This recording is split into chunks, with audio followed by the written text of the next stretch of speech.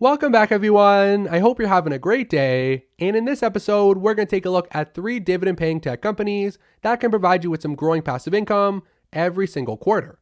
And of course, when investing in the tech sector, many people are there for the long-term capital appreciation.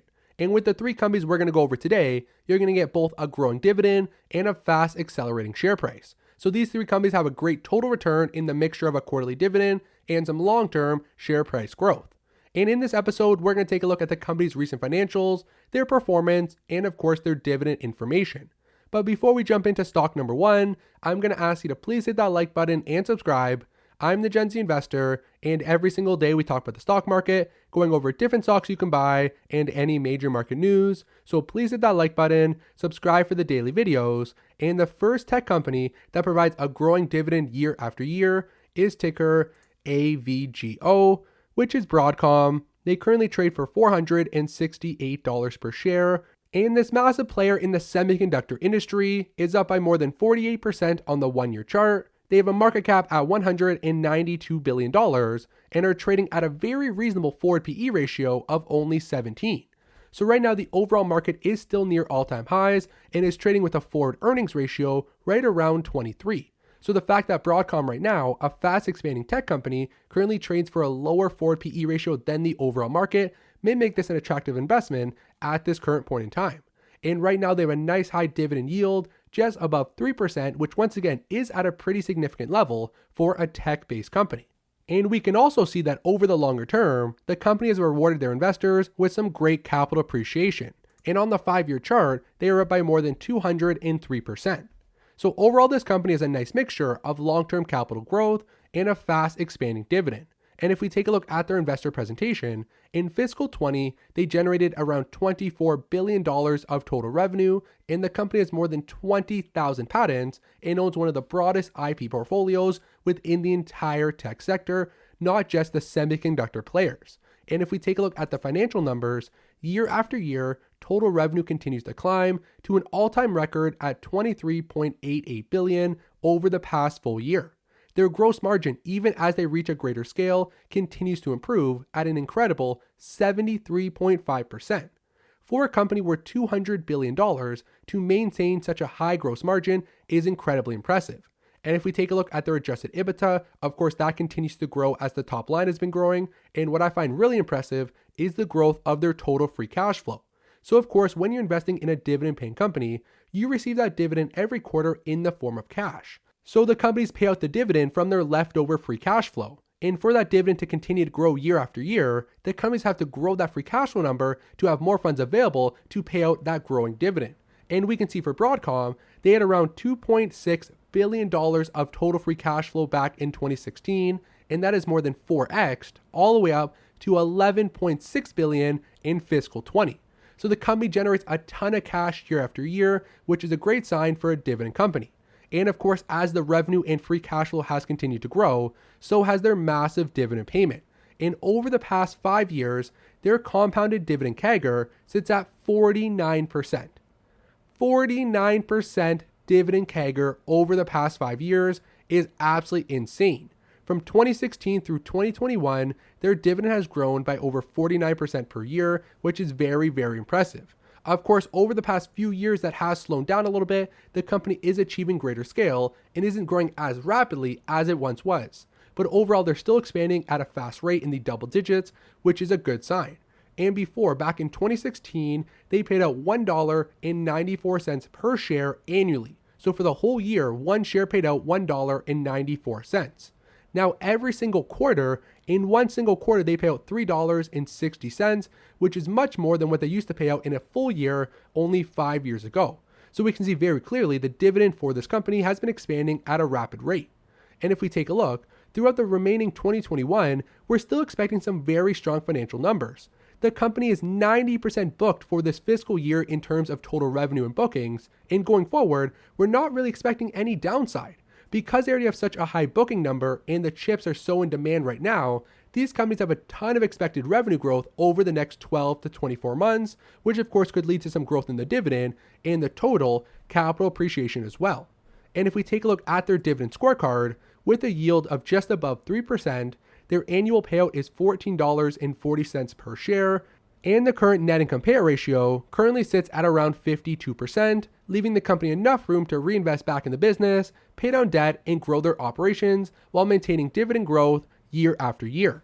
And if we take a look at some future expectations from analysts, they're forecasting that the company's earnings, so their bottom line, will grow at around 15% per year going forward. And taking a look at the chart from where they sit today, year after year through 2024, the top and bottom line are expected to grow every single year without slowing down, which is a great sign. And jumping over to Yahoo Finance, they're forecasting around 8 to 9% annual expansion in the company going forward. And right now, the stock is considered a buy, and the current share price of $468 per share sits well below the 12-month expectation of $528. So overall, Broadcom, a tech-based company, they operate within the semiconductor industry, has strong bookings for 2021 and beyond, fast revenue growth year after year, some incredible cash flow generation with high margins, is definitely a tech brand that offers a nice dividend at this current level, worth taking a look at for your portfolio. And I truly believe that right now, the companies who are yielding maybe 1 to 2% over the longer term, and I'm thinking 10, 15 years in the future, will become the companies who then have a higher yield and less capital appreciation with a dividend payout at around 3 to 4% per year. So within my current portfolio, I do own some Broadcom. It is a smaller position. It's not massive, but in my portfolio, I do collect some growing passive income every single quarter. And you can see I own 3 shares with a market value of just over $1,400. And I'm pretty much flat in terms of share price growth, only up 2.1%. So definitely the first company we're going to take a look at in this episode is ticker AVGO.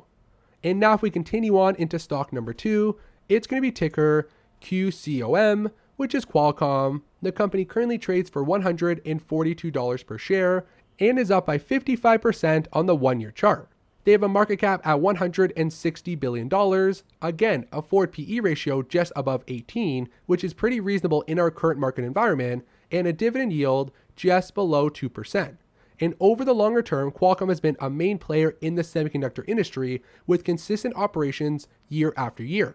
But like we saw from Broadcom, there's major bookings in 2021. And the first quarter of this year for Qualcomm was the best Q1 in the company's history.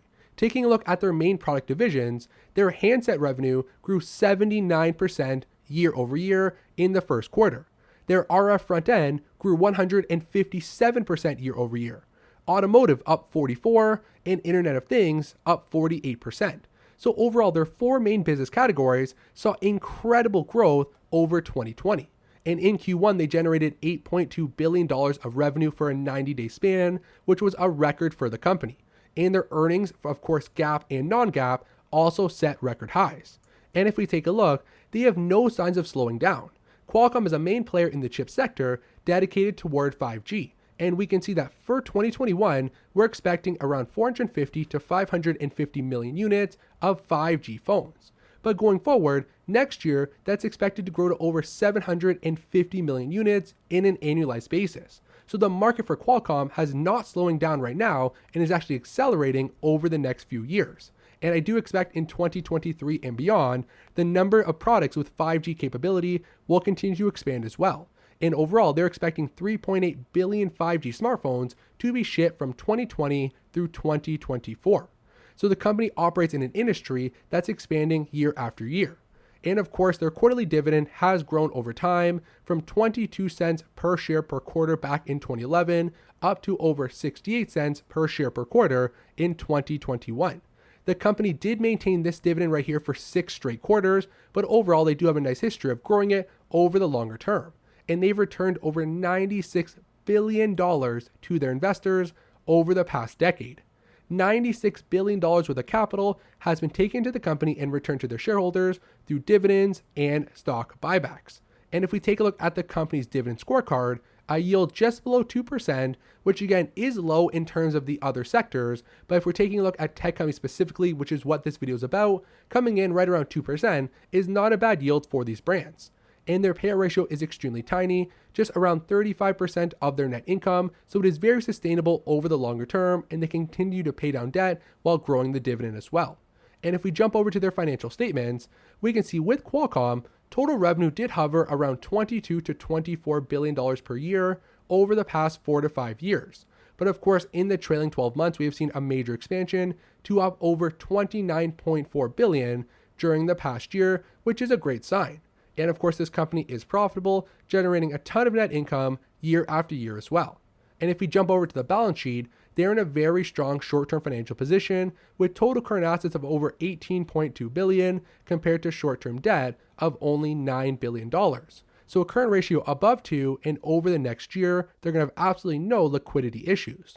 And taking a look at the analyst projections for the stock going forward, they're expecting 27% annual expansion each and every year going forward on a 5-year timeline.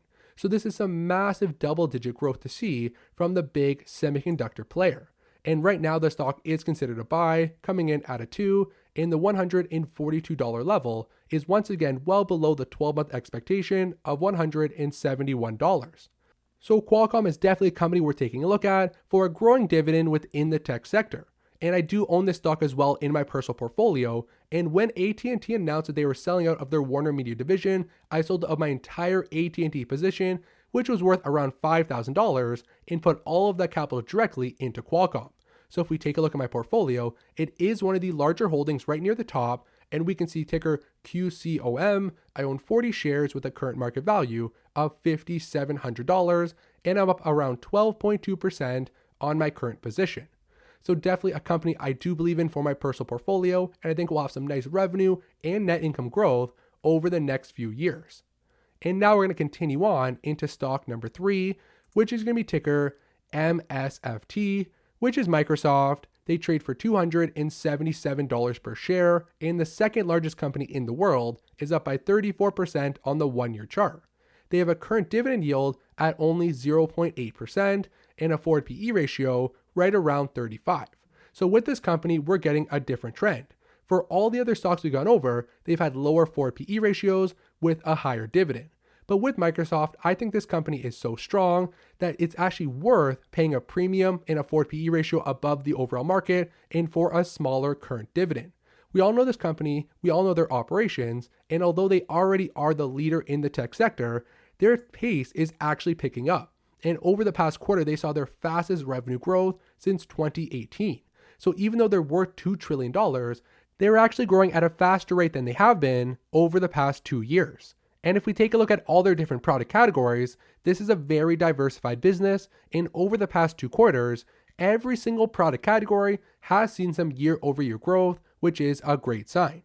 And we can see in Q2 and Q3, their Azure Cloud Network, which is a main player in the future growth of the company, has grown by 50% in back-to-back quarters, which is a very good sign. Their video game sector through Xbox grew 34% year over year. Their different commercial products were up 26%, and overall the company is still posting some massive growth even at their massive scale. And taking a look at the dividend, the yield is of course on the lower end at 0.81%. Their payout is $2.24 per share per year, and their net income payout ratio makes up only around 29% of their total net income, with a 5-year dividend CAGR at 9.5% and a 17-year dividend growth streak. Well, when you buy Microsoft, you're getting a lot more than just this tiny dividend. This company does tens of billions of dollars worth of share buybacks every single year. So if you take a look at the total return this company provides you in the form of buybacks and dividend, you're looking at around a 3% cash return every single year. So the company returns around 3% of their portfolio back to the investors through both the dividends and the share buybacks. And in the past quarter alone, they bought back over $10 billion worth of stock, which is a massive sign. And if we take a look at their financials, again, no signs of slowing down. Year after year, total revenue continues to grow to around $160 billion of total sales during the past 12 months. And if we take a look at the bottom line, a highly, highly profitable business. 160 on the top line with over $56 billion of net income on the bottom line. So a very profitable business. They continue to grow their margins. And I personally have Microsoft as the number 1 position in my portfolio. I own 64 shares of the company with a current market value of over $17,000, and I'm up around 36% on my Microsoft position, a company I plan to hold for many decades in the future. And if we take a look at their cash flow, it is incredibly impressive. Over the past 4 years, cash flow continues to grow, and over the past year alone, they have over $53 billion of total free cash flow. $53 billion of cash flow in a 12-month span is absolutely ridiculous. And that number has been accelerating over the past few years as well. And of course, taking a look at the future growth projections, we're forecasting 17% per year growth coming from Microsoft, which is still a very strong sign for this mega cap company. And right now, the stock is considered a strong buy. Not even a buy, they're tending towards the strong buy rating at a 1.6. The $277 level is still below the 12-month expectation of $298 per share.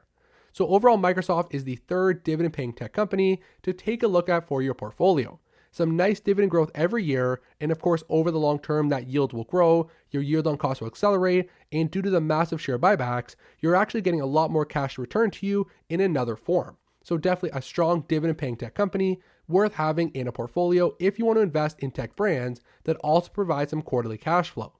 So overall, those were 3 tech companies. I own all 3 in my personal portfolio. I put my capital where my mouth is, and I share with you the companies I've done my full research on, and I believe are nice long-term holds for both dividend cash flow and capital appreciation. So thank you for watching the video all the way to the end. Please hit that like button and subscribe if you already haven't done so, and I will see you in